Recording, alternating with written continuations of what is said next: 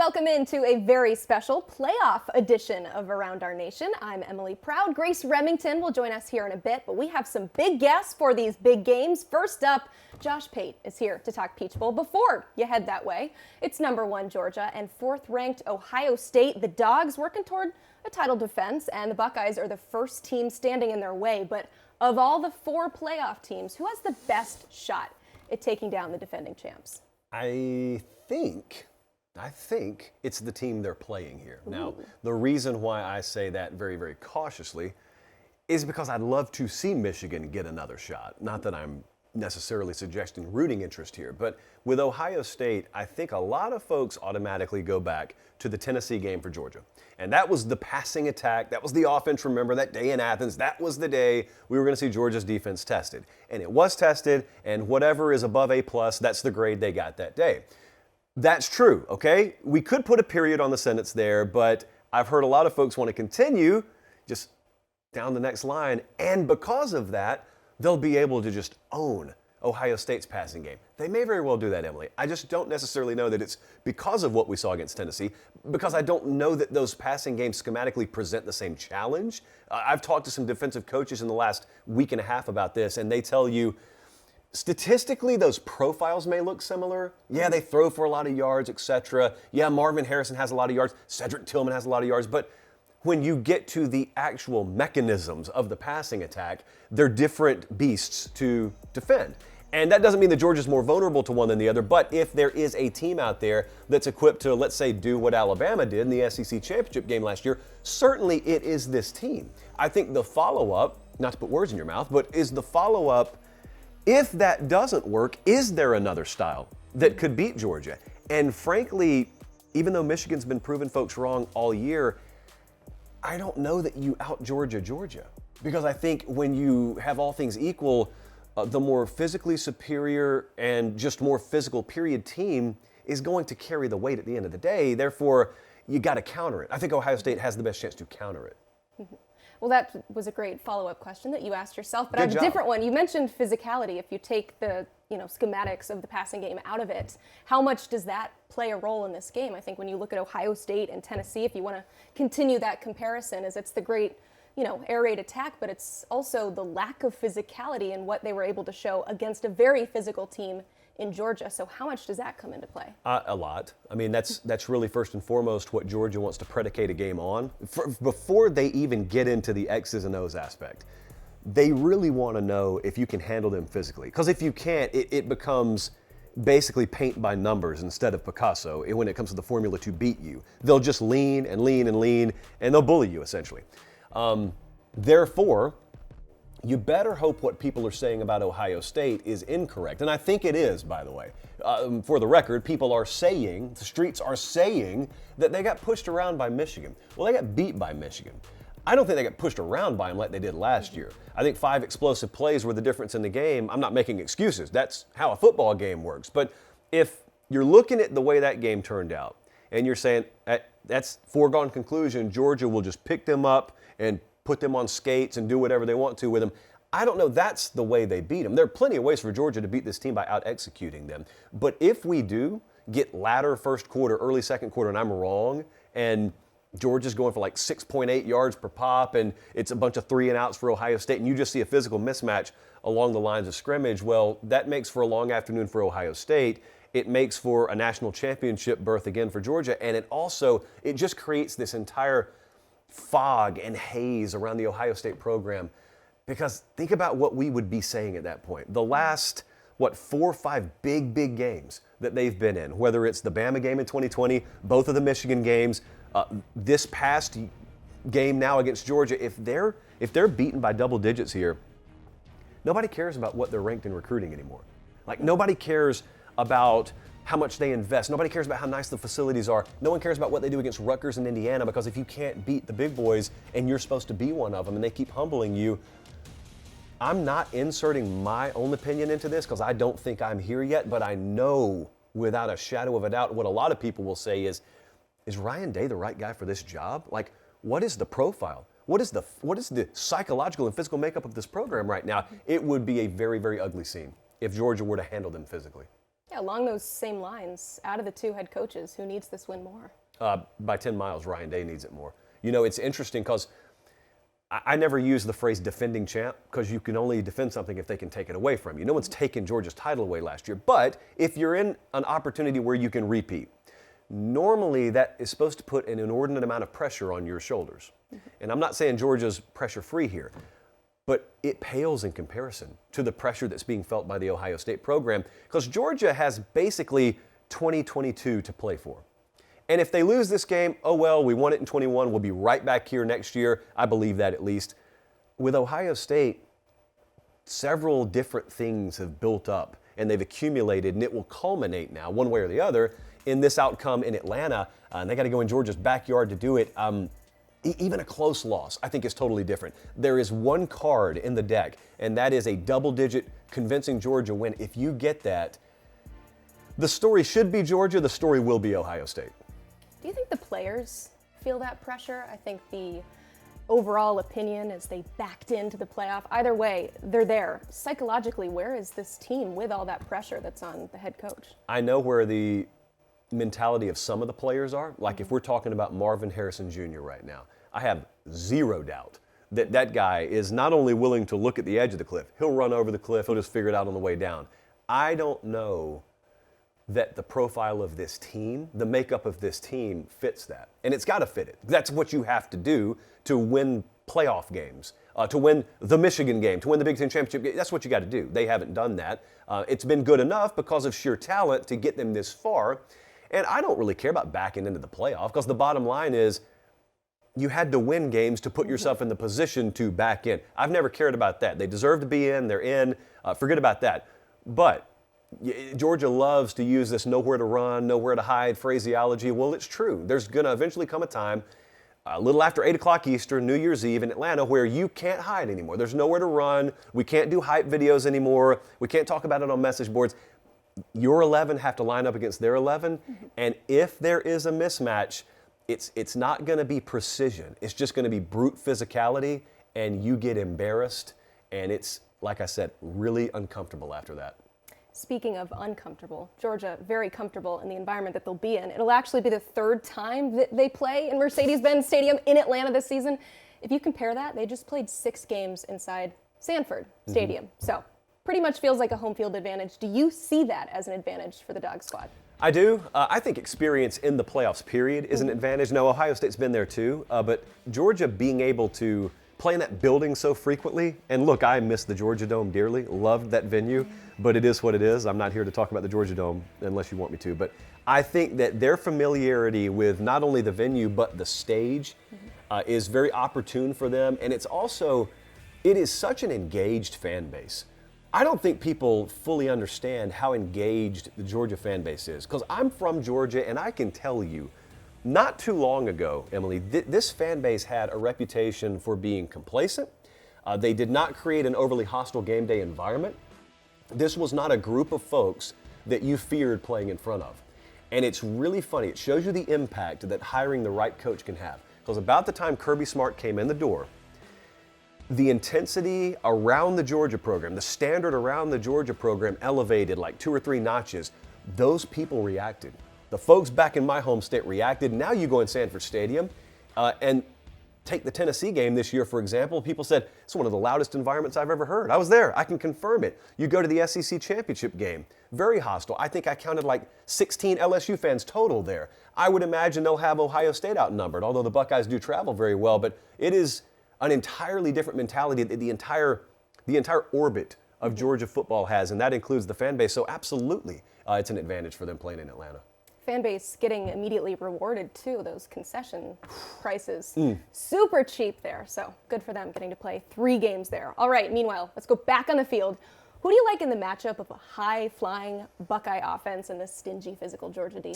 I first off want to know if we're going to have a high-flying Buckeye offense. Oh, okay. Because it has been all year. Supposed to be. Yeah, but then we got to the Michigan game, and all of a sudden, Oh, they got how many points? And it's what quarter? So, I think it's really interesting if you look at the comparative styles here. The whole styles make fights concept is very true in this game, and it'll be true in this game, no different than any other you watch. But stylistically, there are certain things we have to figure out. how effectively does Georgia run the ball? If they do what we're watching on this screen right now, it doesn't really matter. Stetson Bennett could throw the ball 15 times and be fine. If Ohio State's able to stand up, or part B, if they're able to score enough early to where Georgia has to match points, well then we get to see the ball in the air a little bit more. Which leads us to part B. If you look at the surface-based statistical profile of Ohio State, in terms of pass defense, it's not great. But they defend running backs and tight ends in the passing game very well. They're very woeful against wide receivers. 3 of Georgia's 4 top receiving threats are running backs and tight ends.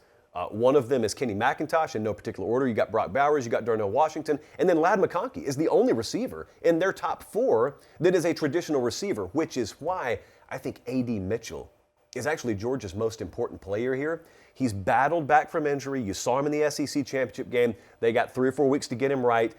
He flashed this time last year. He was the reason, or one of the key reasons, they ended up beating Bama to win the title. I think if they do win this game through the air, he'll be a big reason. But with C.J. Stroud, look, until you have to respect his ability to run the ball, which you don't right now because he doesn't a whole lot, I just think they voluntarily tie one hand behind their back. It's not something you can afford to do in a lot of cases. You especially can't afford to do it against Georgia. I have no doubt Ohio State has the horses to beat anybody. I have no doubt they can win this game if they were to put the pedal all the way down to the ground. But that involves some guys on that team doing things they have not done to this point in the season. So if I'm wrong on this prediction, I'm going to make Ohio State prove me wrong. I'm not going to go against Georgia and get proven wrong again. So I'm going to take Georgia to win the game. Okay, it's very easy to look at a depth chart and see the difference between these 2 Georgia teams. A lot of those guys, especially on defense, playing in the NFL right now. But in your estimation, overall, what's the biggest difference between this Georgia team versus last year's national champion? So the personnel, you're right. A lot of those guys went to the draft. But here's the thing in a vacuum that is underappreciated is which team, which foundation are they leaving? So sometimes teams are totally dependent on stars. And when they go to the draft, you have this massive void to fill and they lose 4 or 5 more games the next year. Well, with Georgia, as was the case when Kirby was at Alabama a little while ago, they would lose guys to the draft every year, but then someone would say, don't worry, they don't rebuild, they just reload. What that means is they've built a foundation that is bigger than just the sum of its individual parts. True, they have great individual parts, but that's when you have a solid foundation and you believe in the same principles and core values every year, and it's just instilled in every guy. They won't let you get on the field unless you have that instilled in you. All of a sudden, the product looks remarkably similar year to year, even though the names on the back of the jerseys are totally different, and all of a sudden, it totally defies conventional wisdom. It totally defies preview magazine culture, because you're not supposed to be able to do what they're doing, and yet they're doing it. So you're asking me, what's the difference? There are minor differences, but if you just zoom out, if you were watching this team from 40,000 feet, you actually wouldn't even know a lot of guys left, because it looks like largely the same product. Yeah, it's the rebuild versus reload. Sounds a lot like his former mentor in Nick Saban. Real quick, who's playing for the national championship? I think we're going to see Georgia there. Okay. It would not shock me at all if Ohio State pulls this off. This is not some big upset if this happens. Hop off the fence. Who's in it? I'm going to take Michigan. I think we're going to have Georgia, Michigan. So we're going to have a repeat of the Orange Bowl last year. Okay. And we're going to have it for the national championship. Where? All the way in Los Angeles, California. All right. Looking forward to it. Josh, thank you so much. Let's send it over to Grace. Thanks, Emily. Ohio State getting an early Christmas present this year, a ticket to the playoffs as the last team in, while Georgia begins its title defense. Let's get into the X's and O's of this matchup with our team site experts, Patrick Murphy and Jordan Hill. We got 2 Heisman finalists squaring off in this one, but we'll start with the elder. 25-year-old Stetson Bennett leading a Georgia offense that passes to running backs and tight ends more than any other team in the country. So, Jordan, how do you see them matching up against the Buckeyes? You know, it's going to be really fascinating to see the amount of talent on both sides, especially when you think about Georgia's offense going against Ohio State's defense. And, you know, I have to say that Georgia's offense at this point might be playing its best ball. There were a few games down the stretch of the regular season where they were really struggling. You know, some of the conditions, particularly at Kentucky, wind was blowing really hard. Probably Stetson Bennett's worst game of the year. Finished really strong in the SEC championship game. They put up 35 points in the first half. That tied an SEC record for a half's worth of points with 2020 Alabama. I think Georgia really benefits going into this game with the amount of time that they have had to get healthy. The biggest question pretty much the entire season has been A.D. Mitchell, who's been dealing with an ankle injury since the first play of the Samford game. I think that they've got the playmakers to be able to make plays on this Ohio State defense. I think they find themselves in a great position to show that they are ready for this moment and that they are in great position to advance and maybe go win another national title. Yeah, the Buckeye defense is kind of been the opposite of late. Obviously, the game against Michigan is the one that stands out because it was the most recent, giving up 45 points to the Wolverines. But they also gave up 30 points to Maryland. So from an Ohio State perspective, they're saying all the right things in terms of, like Jordan said, getting healthy and wanting to play their best ball in this playoff game. But it hasn't been as successful as it was early in the season with Jim Knowles coming in as a first-year defensive coordinator. They will certainly have their hands full with the Bulldogs, who present similar matchup issues that Michigan was successful with. I think the Buckeyes will certainly have to have an improved game plan. Getting healthy will certainly help, but pressure on the quarterback has been an issue for this team. Obviously, J.J. McCarthy and Stetson Bennett, both mobile guys, so they'll have to handle some of the same issues they struggled to deal with against Michigan. Ohio State's high-scoring offense will be missing a couple of playmakers. Jackson Smith and Jigba and Travion Henderson both injured. But Patrick, last time we saw the Buckeyes, as you mentioned, they were embarrassed by Michigan. So what will be different this time? Yeah, the Jackson Smith and Jigba injury is something they've really been dealing with all season. He got hurt week 1 and has barely played, only 2 halves of football since then. So they're aware of how to deal without Jackson. Travion Henderson's a bit more of an issue because he has been in and out with injuries and has played in most of the games this year. They do have other running backs. Mayan Williams was a co-starter. But look, you'd love to have all of your weapons available against this vaunted Georgia defense, right? And Ohio State doesn't. And it's just as simple as that. The Buckeyes will have to use what's available. And for the most part, this offense has been very good this season. Statistically, one of the best in the country. Against Michigan, it did not play at its best, and that's what the message was when we talked to players leading into this game, was they feel like they left something on the table against Michigan. Now they want the opportunity to show that they're still one of the best offenses in the country, top in all the major statistical categories when they go against Georgia and that defense. It was really funny to me looking at Georgia coming into this year. They lost so much talent to the NFL. They had 5 defenders taken in the first round alone. And they just came out and played well. In the very first game, they go out against Oregon, which turned out to be a really good Oregon team. They only gave up 3 points, and I think it is worth noting that that was in Mercedes-Benz Stadium where this game will be played. The thing to me when you look at Georgia's defense playing Ohio State, my biggest question with Ohio State is, can they match Georgia's physicality? And the talk coming out of the SEC title game for Georgia was Jalen Carter. He straight up just picked up Jaden Daniels for one of the most bizarre sacks I've ever seen. They're just so physical. They did show some real weaknesses that I think Ohio State has the potential to exploit. Georgia gives up 502 passing yards, and a lot of those to a backup quarterback in LSU's Garrett Nussmeier. They are vulnerable. I think, to me, one of the players to really watch in terms of Georgia and if they can win this game is Keely Ringo, a corner that got tested against LSU a lot and had some real issues. So, I think this is going to be a fascinating matchup, and the matchup I'm really intrigued by, the Ohio State offense and the Georgia defense.